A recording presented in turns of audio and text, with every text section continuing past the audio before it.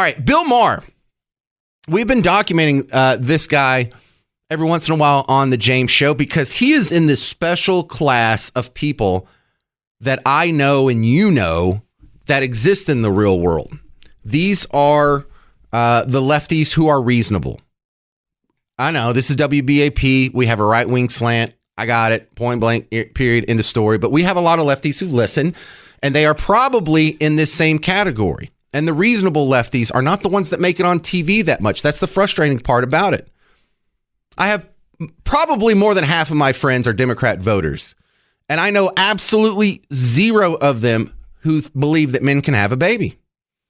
However, that is the standing position of so many of the people that you see on CNN and MSNBC and probably the spokesperson at the White House and a lot of your politician friends and the AOCs of the world and maybe even the Bernie Sanders of the world.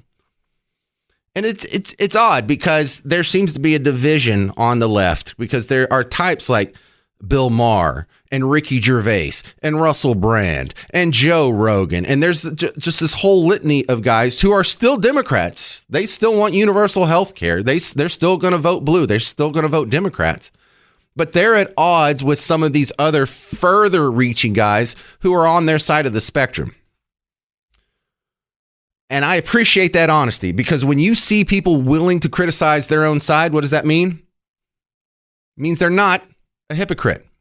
I'm going to play one clip, and then that'll set up the rest of them coming up. This is Bill Maher on Friday's show.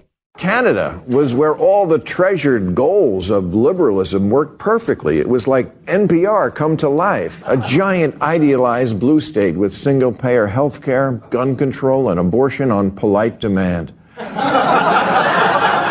Canada was where every woke white college kid wearing pajama pants outdoors who'd had it up to here with America's racist patriarchy dreamt of living someday. I mean, besides Gaza. How are things going in Canada?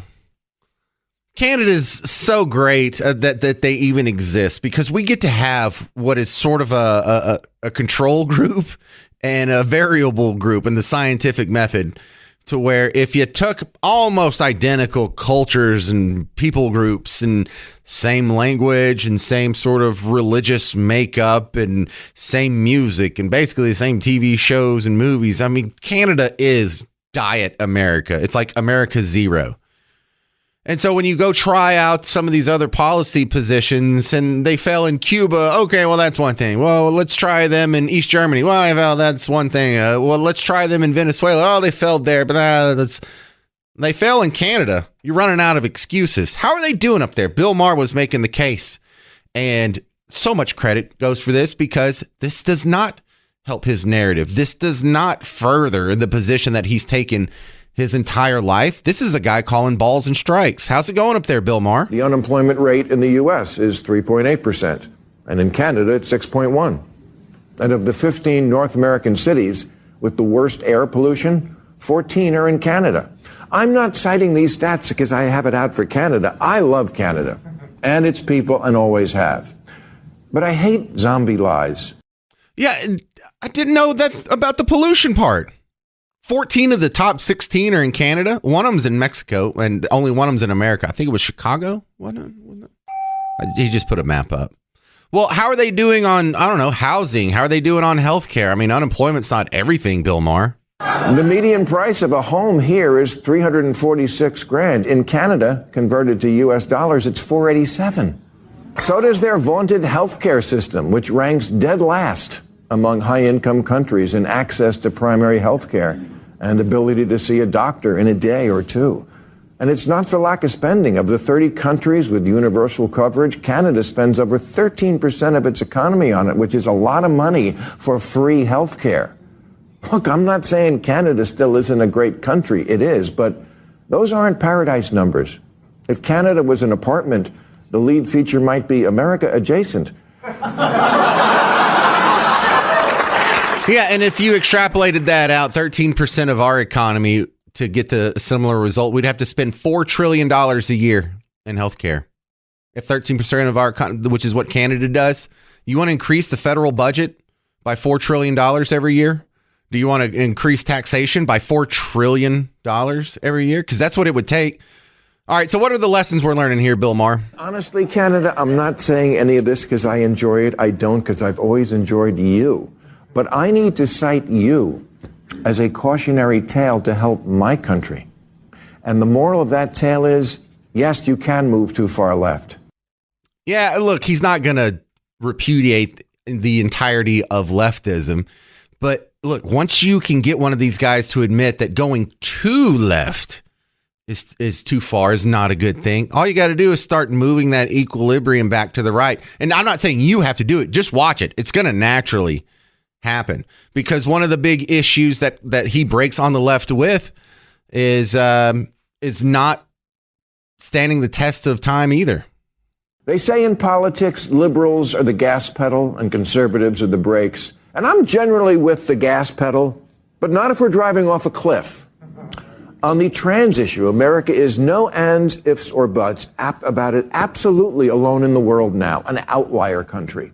Last month, England's National Health Service announced that there's not enough evidence to support the safety or clinical effectiveness of puberty blockers for third graders, and that they were going to stop fumbling around with children's privates, because that's Prince Andrew's job. Solid joke there. Solid punchline, but you get the point.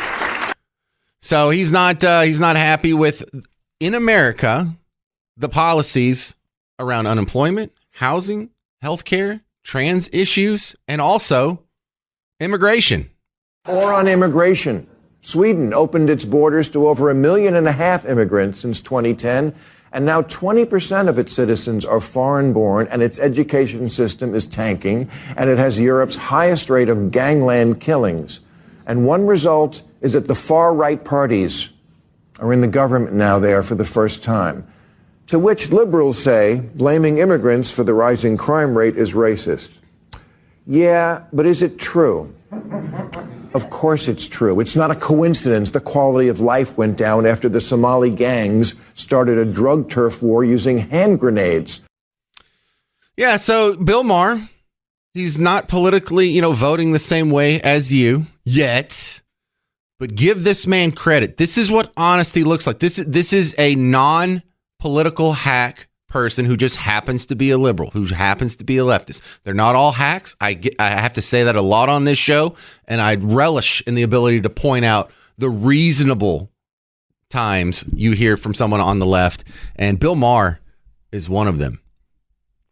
And then that goes up perfect with this viral video I played you last week. I'm Canadian.